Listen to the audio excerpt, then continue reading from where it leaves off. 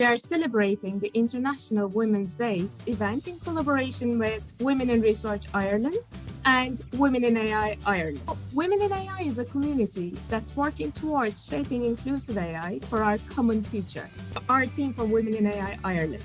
My name is Arjumand, and I'm working as a research scientist in Affinity AI. So I'll tell also a little bit about Women in Research Ireland. Started in 2017 by two amazing women. Irish universities, 51% of the lecturers are women, and yet you see very few of them in senior leadership positions. I strongly believe in if you see it, you can be it. And I also strongly believe that it should be all about skills, not about gender.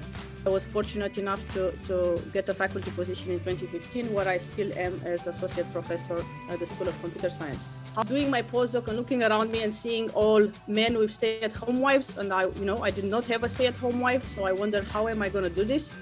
So I'm Eva. Hi, everyone. I'm a developer integrity specialist at Meta, previously known as Facebook. And I hold a master's degree in philosophy and language studies from the University of Split in Croatia. Thank you everyone for joining this meeting. My name is Karin and I am your moderator for these events. Gender bias in academia is not, something that you can see right away, something you can spot right away. We are like working two jobs. When I'm doing research, I also have in my mind, I have to organize my kid's birthday. Even today, I have to organize my kid's birthday party.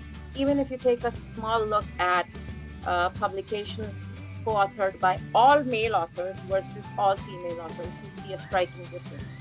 Industry, however, the bias is in a different form. Like the production code has to go in today or before the weekend. So these kind of things exist in industry. You're working for real world systems, and nobody on the client side or the guys you're working for who want their system, they wouldn't understand if your kid is sick. There's a bro code in programming. Well, it has decreased over the years, but still there's this whole assumption about women that they're not good programmers. Challenges that you might face between work-life balance, and how did you manage them? Need a supportive partner, first of all. There was a point during postdoc especially that all my salary would go in childcare, and I was like, what am I even working for? About only 1.1% of the world that is currently holding the PhD degree. Tell us more a little bit about your journey and share with us. In part, I think it was good fortune that I got that scholarship for masters. I wasn't really sure what's ahead of me, but this is what I tell students early on. The people, your colleagues, when you do your degree, when you do your school, these are the people that will give you jobs afterwards. These are the people that you want to keep in touch with. It won't be your CV alone, So I wasn't one of those people that knew I'm going to do a PhD all my life, that knew I'm going to work with this person. It wasn't any such thing. I think I noticed between the genders is, you might be good at something, but you need to continuously build that self-confidence and remind yourself, I've actually done this, been there. I can ask questions. It's fine. Same day I found out I'm expecting a child, I got the job offer from Denmark. I always say that when we hire people, we look at CV, but never know the story behind that CV. How did this person get there, and why did they move? How did they move? What other constraints? The jump from postdoc to faculty is a really tricky one. It's a really tricky one, and I think this is where we lose a lot of women, because you simply don't have the luxury of, let's do another 2-year contract, let's do another 1-year contract. You have to pay that daycare. You have to. I absolutely agree with Arjumand. You need a very supportive partner, but it's a partnership that it's meant to be supportive. Never be worried or reserved about reaching out to people. That's one thing that I found. You want to apply for a job, you need to know how you're evaluated. You need to know what the metrics are. Reach out to the head of department, ask what are you looking for. That way you're not wasting your time and they are not wasting their time, and everyone is better off. The worst that can happen is that you don't get a reply to your email. The best that can happen is that you get life-changing advice. That I think it is strongly present in the tech communities and in general, is that the humanities and the social sciences, that they're opposed to tech careers. So that there has to be this transition in between humanities and the computer science degrees, and in general more technical degrees. Course of my career. So I started out in humanities, but all my studies in humanities were focused on analytics. talk about, people often, when they talk about the resiliency, they focus too much on the person themselves. You have to be resilient, you have to be strong, you have to be motivated, organized, and so on. But what I really believe is that the true resilience is the people around yourself.